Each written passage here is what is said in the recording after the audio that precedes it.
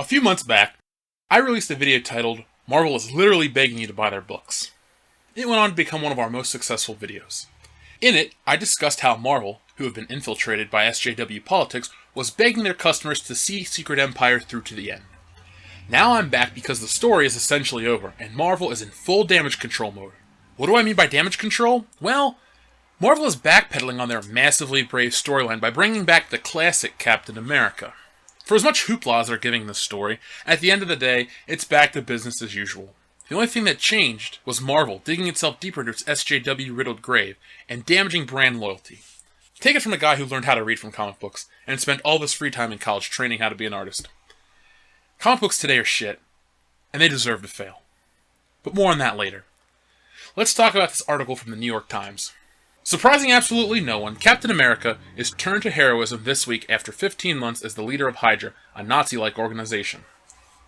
The moment of truth comes from issue number 10 of Secret Empire, which will be released by Marvel Comics on Wednesday. The series has chronicled Captain America's takeover of the United States and many of his former allies forming an underground resistance. The Secret Empire storyline, written by Nick Spencer and drawn by several artists, has become controversial since Captain America uttered the words, "Hail Hydra," back in May of 2016. There were death threats aimed at Mr. Spencer on social media, accusations of anti-Semitism, and more.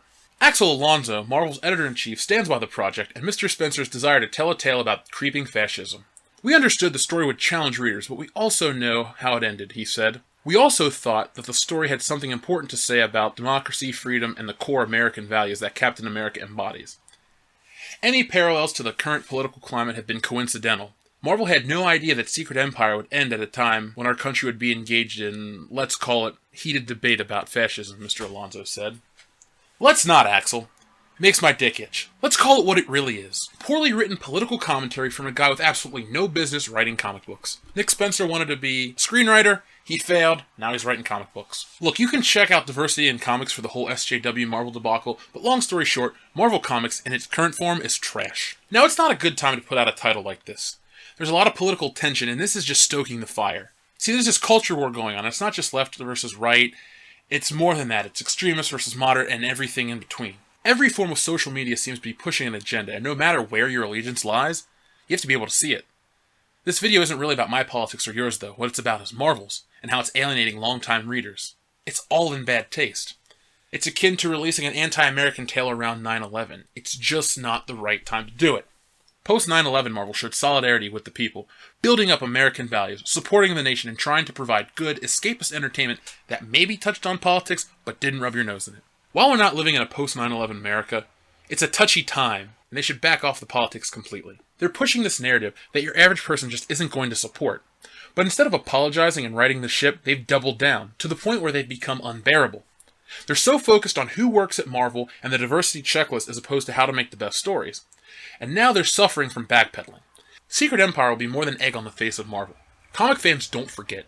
People still complain about Spider-Man's deal with Mephisto, arbitrary costume changes, and every other small detail you can imagine. After you spent 15 months shitting on everyone with a differing opinion and calling them every form of ist you can think of, do you actually believe people are going to shrug it off and welcome you back with open arms? No! Hell no, people aren't goldfish. They don't have a short attention span when you scorn them. You can't call people sexist, racist, homophobic, or any slew of terrible things and expect them to accept it. People will remember this shit for years to come. Secret Empire is the shining example of how not to run an entertainment business. They say that life imitates art sometimes. Real life seems to be imitating a story called Secret Invasion. In it, the Marvel heroes were infiltrated by the Skrulls and replaced. I think that's where we are now. Marvel's been taken over by idealistic lunatics who have no business or interest in comics, and are ruining them out of spite and a lack of respect for the medium. In real life, people won't get an awesome ending. We'll just get more bullshit from Marvel, but thankfully, people aren't buying it. So those are my thoughts on the whole situation. It's a terrible time to be a comic book fan. The movies are blowing people away. I'm excited for Avengers Infinity War, but I don't want to pick up an Avengers comic book. Not because I don't like comic books, but I don't like where Marvel is right now. They're trying to make everyone feel bad. When your editors talk shit to people in the letters column, that's just bad PR. Right now, Marvel has a stink on it, and I don't want to be associated with Marvel.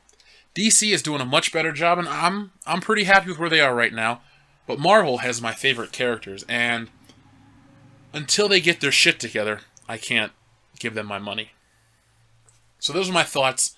If you liked this video, give it a thumbs up. If you didn't, move along. That's fine with me.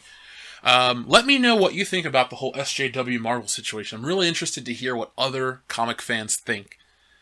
Do people that just watch the Marvel movies even know that this is a problem? And if you just learned about it today, tell me how you feel.